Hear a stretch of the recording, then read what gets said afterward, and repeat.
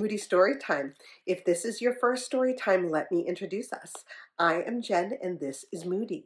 And Moody is a buddy to help with those big feelings when you need to just get them out. And how does Moody do that? Well, they are a pull-apart monster. You can rip off their head and throw it across the room. You can pull off their arms and legs and bang them against the furniture. And when you're all done, you can put Moody back together again and talk about what happened. What can we do next time to help you better cope with those big feelings? So that is who we are. And today we are reading Brilliant Bee. Let's get into it. Brilliant Bee.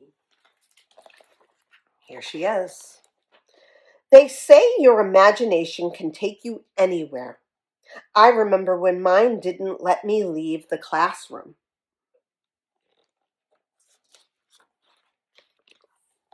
While the rest of the kids in room 11 were lined up for recess, I was stuck finishing my work again. I was stucker than stuck in Stucksville, population 1.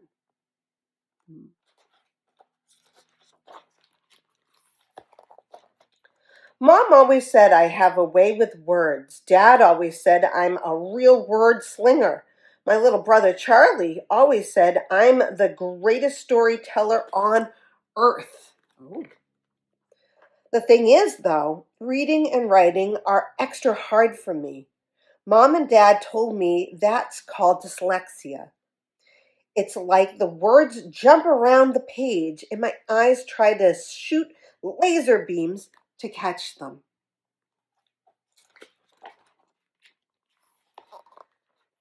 Every day at school, I was the last one done with my work, the daydreamer staring out the window, and the one Mrs. Bloom had to use up all of her patience on. I would usually try to tell her a real doozy of a story to get her off topic. It didn't make me very popular with the other kids.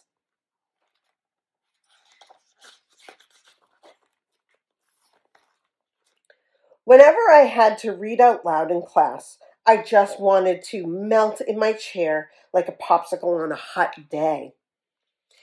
If it was hidden ham surprise day in the cafeteria, I could sometimes fool Miss Bloom that I needed to see Nurse Leo. Let's see, Cats in Slacks is the name of the book.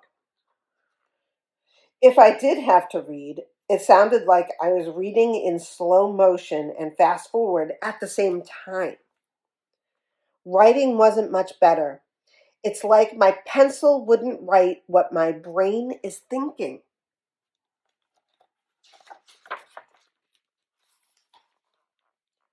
Beatrice, what's the hiccup? Can I read what you have so far? Miss Bloom asked. I nodded. She looked at the words I had on the page. I won't let dullying bring me doing. What is dullying? Miss Bloom asked. Bullying, not dullying, I pronounced. In her most kind way, Miss Bloom said, I think you figured it out with your brilliant brain, Beatrice. Bullying is dull. Do you know what brilliant means? Miss Bloom asked. It means super smart, I answered in a super smart way. It means bright and radiant, Beatrice. Isn't that the opposite of dull? Look, so beautiful. I'm brilliant. That's right. The next day, Miss Bloom kept me after school. My heart hopscotched its way to her desk. She opened her drawer and pulled out some sort of ancient device.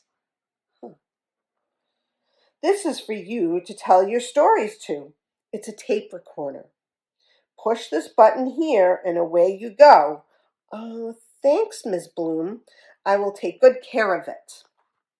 So she's going to record her stories on this tape recorder. Sitting alone at recess was not a new activity for me, but this time I pushed the red button, cleared the frogs from my throat, and let the words flow. It all began one ordinary day, and in the end, the three misfits knew they had experienced something extraordinary. Why are you talking to yourself, and what is that weird thing around your neck, Beatrice? Asked Rudy. Normally, I would shrivel up and just wish him away. Not today. It records all of my stories, I answered snappily.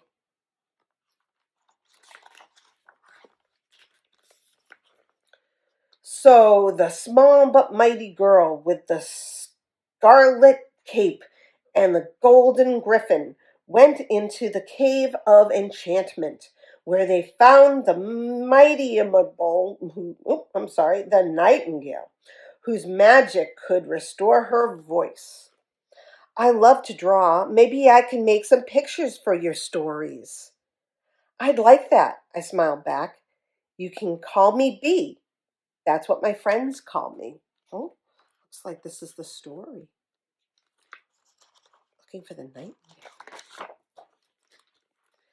That afternoon, Rudy helped me feel unstuck. Look, oh, they're talking and he's making pictures for her book, illustrations.